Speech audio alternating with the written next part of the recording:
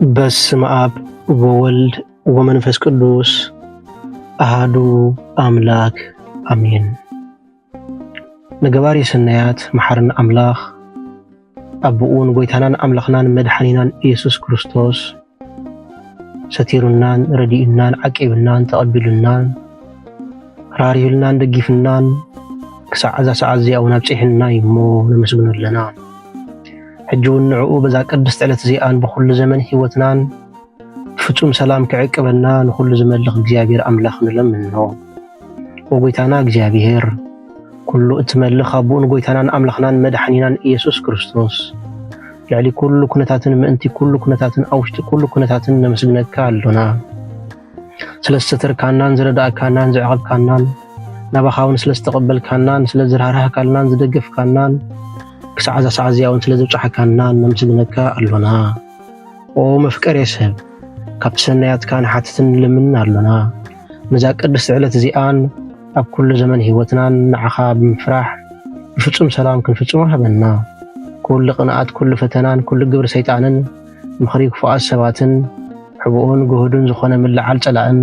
ወጎይታይ ካባይ ኣርሕቕ። ካብ ኩሉ ህዝብኻ እውን ኣርሕቕ። ካብዚ ቅዱስ ቦታኻ እውን ኣርሕቕ።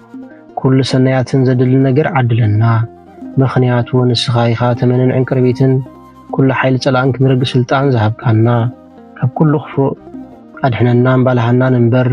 ናብ ፈተና ይትእትወና። በቲ ሓደ ወድኻ ጎይታናን ኣምላኽናን መድኃኒናን ኢየሱስ ክርስቶስ ምእንቲ ፍቕሪ ሰብ ኢሉ ብዝገበሮ ጸጋን ምሕረትን ምሳኻ ማዕረግ ዝኾነ ዋሃቢ ህይወት መንፈስ ቅዱስን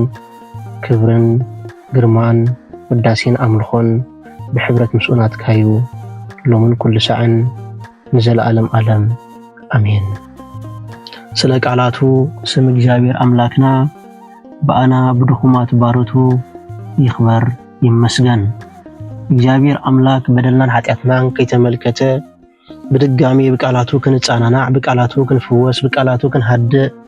ስለዝፈተወን ስለዝፈቀደን ክብርን ምስጋናን ንዕይኹን። ንሱ ኣብ ተጸዋዓሉ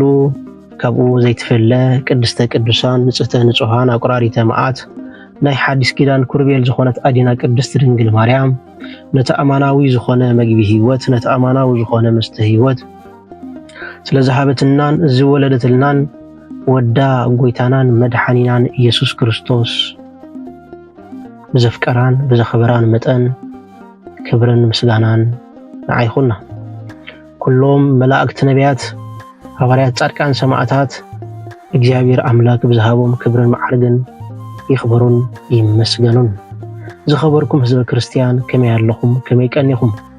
እግዚአብሔር አምላክ በደልናን ኃጢአትናን ከይተመልከተ ዳግማይ ዕድል ብምሃብ በቲ ጽሩይ ዝኾነ ቃላቱ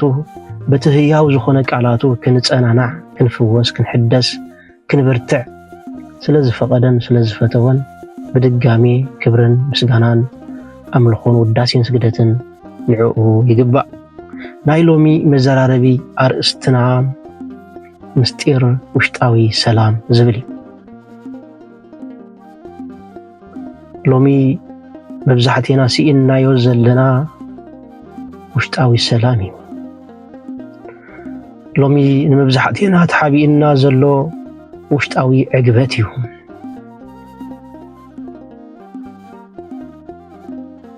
ያኢ እናዓግብ ዝመስለና ብደጋዊ ትርኢትና፣ ያኢ እናዓግብ ዝመስለና ብስጋዊ ስራሓትና መሲሉ ስለ ዝረአየና ስጋዊ ስራሓትና ንስጋዊ ዕማምና ትኩረት ብምሃብ ለይትን መዓልትን ድፍእ ንብል፣ ግን ውሽጣዊ ዕግበት የለን፣ ውሽጣዊ ሰላም የለን፣ ውሽጣዊ ቀሳነት የለን። ንምንታይ እንተይልና ትቐንዲ ጸገም ኮይኑ ዘሎ ናይ መብዛሕትና ክርስቲያኒና እንብል ኣብ ክርስቶስ ንኣምኒና ኢልና እንምካሕ መብዛሕትና ናይ ናብራ ዘይቤና መብዛሕትና ናይ ናብራ ምስጢርና ናይ ክርስቶስ ቃላት ኣይኮኑን። ክርስቶስ ናብዚ ዓለም እዚኣ ዝመፀ እቲ ቀዳማይ ናይ ዲያብሎስ ሴራ ናይ ዲያብሎስ ተንኮል ንኽሕፍር እዩ። እቲ ካልኣይ እውን نخدحنا وجناتي اتسال سايون هيوت متان كبز حالنا ناي نابرا زيبه متان كمهرنا هيوت كبز حالكم يزمصاكم يلنا ذا هيوت زي امس كريستوس مقرتيا ذا هيوت زي امس كريستوس سلام علوا ذا هيوت زي امس كريستوس ناي زلعالم عرفتي علوا ነገር ግን ካብቲ መሰረትና ዝኾነ ክርስቶስ ስለዝወጻና ካብቲ ሓዲድና ዝኾነ ክርስቶስ ስለዝወጻና ሸርተት ክንብል ንርአ ኣሎና ኣብ ወንጌል ዮሐንስ ምዕራፍ 14 ፍቕዲ 27 ጎይታናን መድኃኒናን ኢየሱስ ክርስቶስ ከም ዝብለና ሰላመይ ሓድገልኩም ኣለኹ ሰላመይ እህበኩም ኣለኹ ታነ ዝህበኩም ሰላም كمتي عالم تهبكم سلام أيكونن سلزي بأي إمانو بأبوكم إمانو لبكم أي شبر بأي إمانو يبلنا سلزي وقناتي إحنا قلنا سلام كريستوس زي كنا ندل زلنا عرفتي كريستوس زي كنا ندل زلنا اتعالم تهبنا إلنا نقمتو سلام نعينا ندل زلنا نزينا خام بزحتنا حبوسات زي كنا أبحدارنا حبوسات أيكونن أبنا برانا حقوسانا يكونان أم منفساوي قعزونا حقوساتا يكونان نمنتاي نزبل حتو سلامنا إذا عالم زي آخرنا دي جزينا سلزي حلفنا عمرنا سلزي ودأنا حيلنا سلزي ودأنا سلام كريستوس أبانا يلن نقر قن قويتانان مدحنينان إيسوس كريستوس أقدمو سلامي اغرفلكم الله سلامي اهبكم الله لنا نذا سلام زي افنينا ينا نذا سلام زي قدفنا ياينا نذا سلام زي نعيغنا ياينا نذا سلام زي رسعنا ياينا تانزل عالم بسقا خونا بمنفساونت عرفت التهب سلام التهب نذا سلام زي وقناتي ابز عالم زي كل سب سلام يدليو قلينا بجنزب نسلام ندليو قلينا أبزمد الناتات نسلام ندليو قلينا أبعوت نسلام ندليو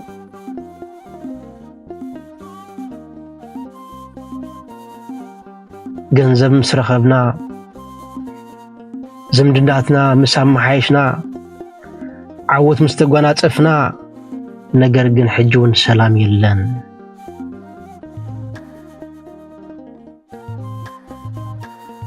زرخبنا يو سلام يلن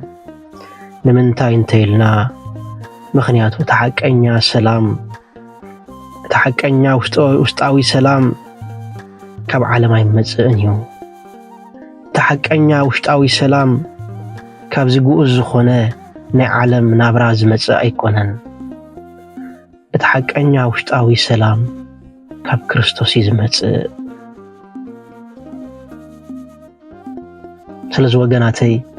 من جاي تحققنا سلام فليتنا حجون هيوتنا كنحدث يقبأنا كنت حواري قدس باولوس زبلو بمحداس أمرو تلوت انبرنز عالم زي آيتم سلوى يبلنا بمحداس أمرو بزنت سرع الرآية بناي كريستوس حساب بناي كريستوس الرآية نلوت انبر نز عالم زي آيتم سلوى مغنياتو سلام عالم أنصار سلام كريستوس يو اتين عالم زفكر لنفسه يطفأ اتنا عالم زفكر لنفسه أب صلمات أب دق صلمات يأتوها اتنا عالم زفكر عرفتي يقولون اتنا عالم زفكر وحسنات يقولون اتنا عالم زفكر سلام يبلون وقناتي سلازي سلام عالم أنصار ناي كريستوس سلام وقناتي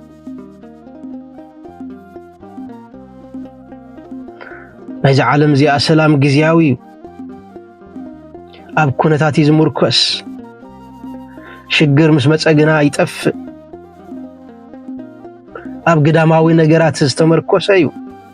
وقناتي سلام علنا نبلمو قال نجر متي يفرسو دحان علنا نبلمو قال نجر متيو يتسرقو سلامنا إذا عالم زيا ግዚያዊ ወገናተይ ዝቕጽል ኣይኮነን ሰላም ክርስቶስ ግን በአንጻሩ ኣብ መከራ ይጸንሕ ኣብ ውሽጢ ልቢ ይነብር ኣብ ኩነታት ዝምርኮስ ኣይኮነን ኩሉ ግዜ ሰላም ኣለካ ምስ ክርስቶስ እንተደኣ ህሊኻ ቅዱሳን ኣበው ሐዋርያት ሰማዕታት ኩሎም ኣብ ቤት ማእሰርትን ኮለው ኣብ ቤት መሓይርን ኮለው ሰላማዊ ዝኾነ ድቃስ ዝድቅሱ ዝነበሩ መዝሙር ምስጋና ዝዝምሩ ዝነበሩ ከም በዓል ጳውሎስን ሲላስን ኣብ ቤት ማእሰርቲ መዝሙር ምስጋና ዝዝምሩ ዝነበሩ ከም ናይ ከተካምቦ ሰማዕታት ኣብ ጉድጓድ ኮይኖም ንኣምላኾም ዘመስግኑ ዝነበሩ ሰላም ክርስቶስ ኣብኦም ስለ ዝነበረ ወገናተይ እቲ ምስጢር ካልእ ኣይኮነን ሰላም ክርስቶስ ንኹሉ ደጋዊ ትርኢትና ይሕልዎ እዩ ሰላም ክርስቶስ ንኹሉ ፍርሕና ይቆጻጸሮ እዩ ሰላም ክርስቶስ ንኹሉ ኣብ ኢድና የግዛአልና ወገናተይ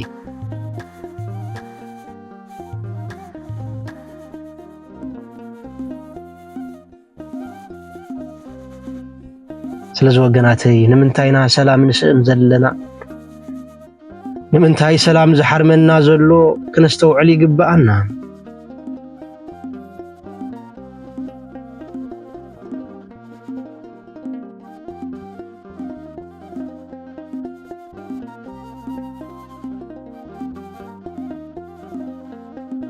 ሎሚ ሰላምና ዝጠፍእ ዘሎ ካብ ግዳም ብዝመጹ ጸገማት ጥራይ ኣይኮነን ሎሚ ሰላምና ዝጠፍእ ዘሎ ብሰንኪ ኣብ ውሽጥና ዘሎ ኩነታት እዩ ወገናተይ ኃጢአትን ነፍስና ይርብሻ ትዕቢት ኣብ ውሽጥና ንዓቢ ይፈጥረልና ፍርሒ ንህድኣትና የጥፍኦ ጭንቀት የምጽእ ዕብዳን የምጽእ ሕርቃን ቁጥዕ የምጽእ ባዶነት ይኸትል ስለዚ ወገናተይ ናብ ኣምላኽ ናብ ናይ እግዚአብሔር ኣምላክ ሰላም ክንምለስ ይግባአና ከምቲ ጽሑፍ ዝብሎ ኣብ ኢሳይያስ ምዕራፍ 57 ካብ ፍቕዲ 20 ጀሚሩ ዘሎ ክሳብ 21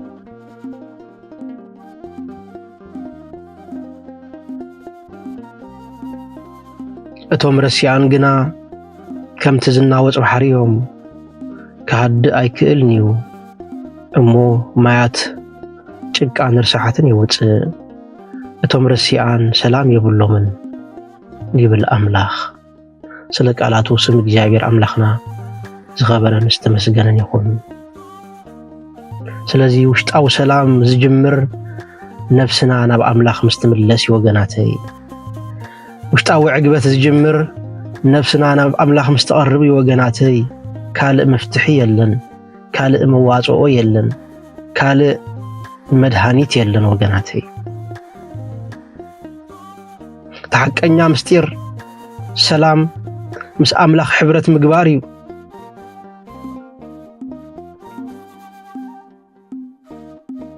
ልብኻ ናብ ኣምላኽ ምቕራብ እዩ ኩሉ ጾርካ ናብ ኣምላኽ ምርጋፍ እዩ ተሐቀኛ ውሽጣዊ ሰላም ልብና ናብ ኣምላኽ ምስ ዝቐርብ ድማ ኣብ ሽግር እዋን እንተኾነ ሰላም ኣሎ ኣብ ዘይርጉጽነት እውን እንተኾነ ተስፋ ኣሎ ኣብ ድኻም እውን እንተኾነ ሓይሊ ኣሎ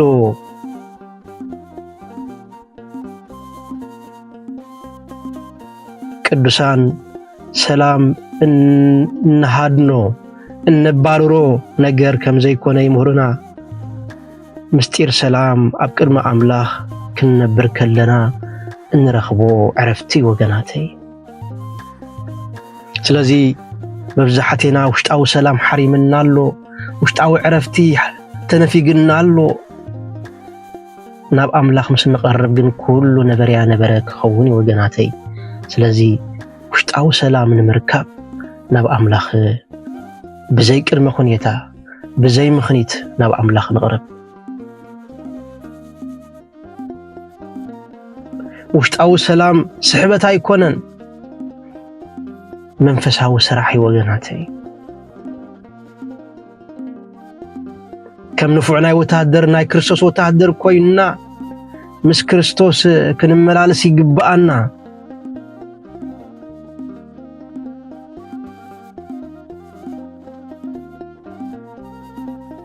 هو وشتاو سلام سحبت زي كونس منفساوي سرحيو قداماي نسحا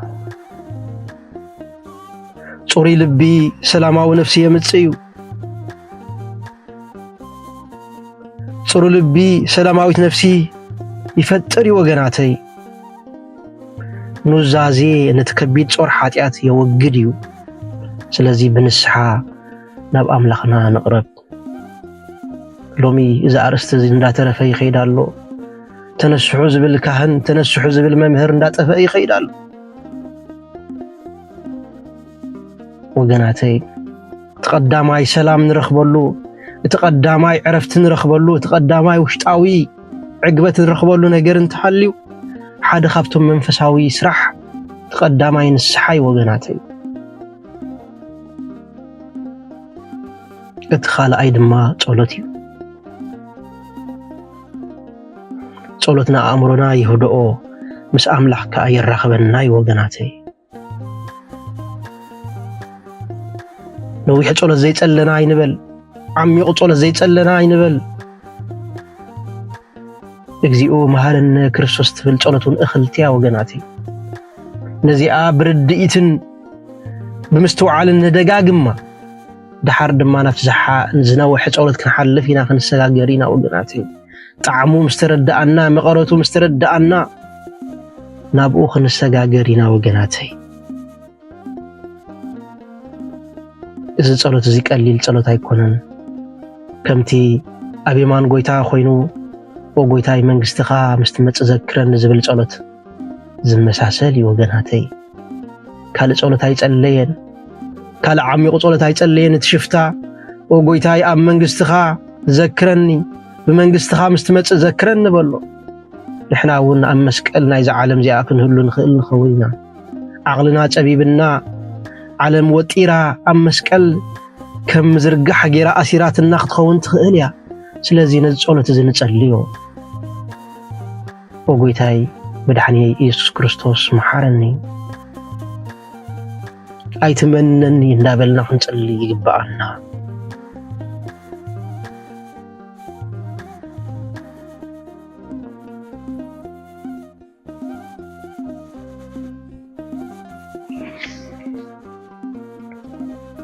እትሳልሳይ ጾም ይወገናተይ ጾም ንአካልና ይግስጾ ንፍትወትና ድማ ይህድኦ ስለዚህ በዓቅምና ክንጾም ይግባአና ነፍስና ክንገርሕ ይግባአና አካላትና ክንቆጻጸር ይግባአና ስምዒታትና ክንቆጻጸር ይግባአና እዚ ዝኸውን ድማ ጾም ምስ ንጾም ይወገናተይ اترابعي اب املاخ موكال ቁጥጥር ግደፎ ሙቁጥጣር ግደፎ ህይወትካ ከም ፍቃድ አምላኽ ክትነብር ተቀበላ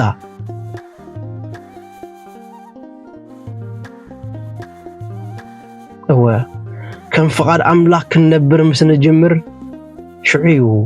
ህይወትና ዝመሓየሽ شعي سلامنا زمت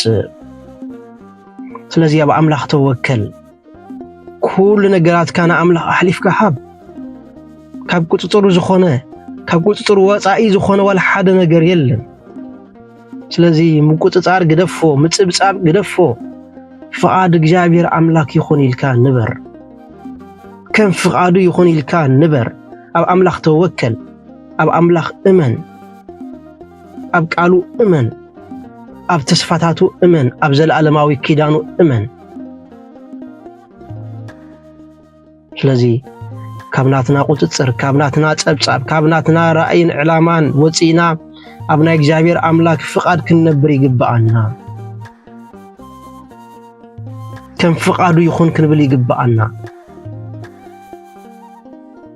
ፍቃድና ንፍቃዱ አሕሊፍና ተዘሂብናዮ ዕረፍቲ የለን ሰላም የለን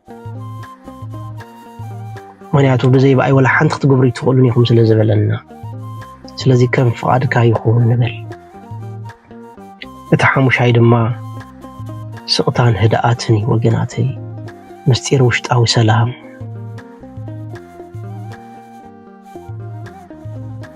ኣብዛ ጫውጫውታ ዝበዝሓ ዓለም ብስቕታ ንኣምላኽና ክንሰምዖ ንኽእል ኢና ስቕ ብምባልና ብምህድኣና ንኣምላኽ ክንሰምዖ ንኽእል ኢና ከምቲ ኣቦና ዘማራይ ዳዊት ኣብ መዝሙር 131 ኢልዎ ዘሎ ነፍሰይ ኣህዳእክዋ ስቕ ኣበልክዋ ነፍሰይ ከምቲ ጡብ ኣዲኡ ዝሓደገ ህፃን ኣባይኩም እያ ኣብ ዓብዩን ልዕሉን ዝኾነ ነገር ኣይተመልከትኩን ብምባል ይነግረና ስለዚ ነፍስና ነህድኣያ ስቕ ነብላ ልክ ከምቲ ጡብ ኣዲኡ ዝሓደገ ህፃን ነፍስና ከምኡ ካብ ስጋዊ ድሌታት ዓለም ኣግዲፍና ነስጋዊ ዝኾነ ትምኒታት ቀቢፅና ንነፍስና ነህድኣያ ወገናተይ ሽዑ ናይ ዘለዓለም ሰላም ናይ ዘለዓለም ዕረፍቲ ናይ ዘለዓለም ሓጎስ ካብ ኣምላኽ ክንቅበል ኢና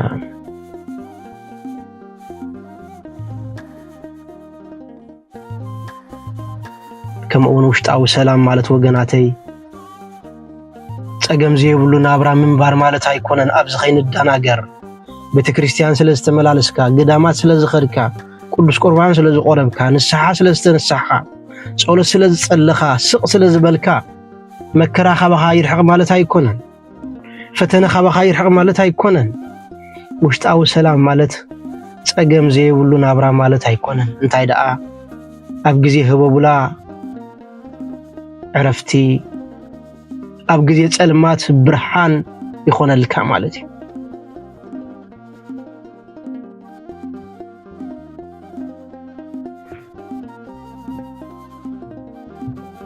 ኣብ ህይወትካ ህበቡላታት ዋላ ምስ ዝበዝሕ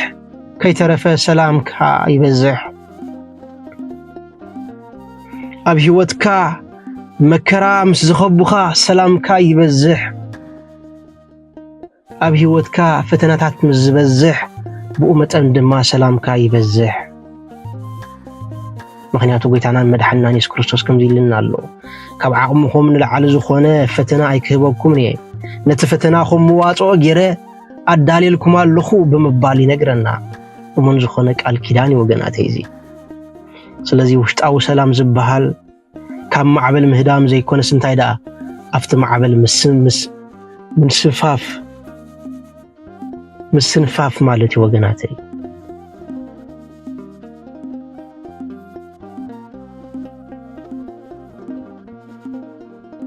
ውሽጣዊ ሰላም ማለት ኣብ ጸልማት ዘይምንባር ማለት ኣይኮነን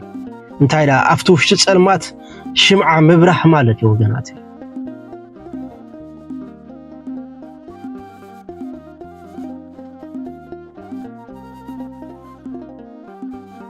ውሽጣዊ ሰላም ማለት ዘይምውዳቕ ዘይምሕማም ማለት ኣይኮነን እንታይ ደኣ ኣብቲ ውድቀት ምትንሳእ ማለት እዩ ወገናተይ ኣብቲ ሕማም መድሃኒት ምርካብ ማለት እዩ ወገናተይ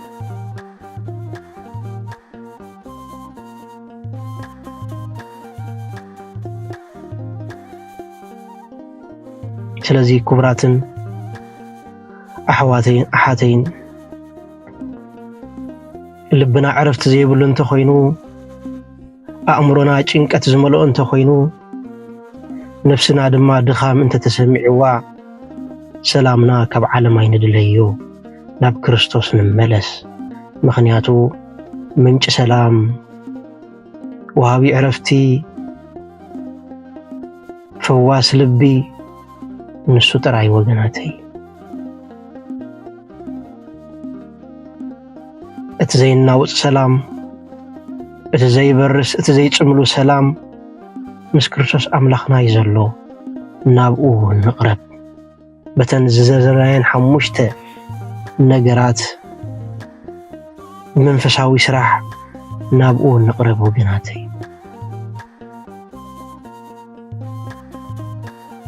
ወጎይታናን ኣምላኽናን መድሓኒናን ኢየሱስ ክርስቶስ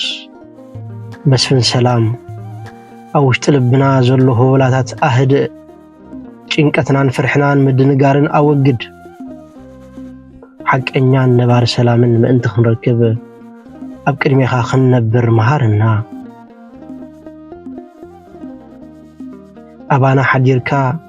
نلبنا قدست محدريخا قبرو أمين نزنبرنا قزي باريخون قدسون سلزهابنا كبرن مسقانان أملخون وداسين سجدتن نعو نبيني كباء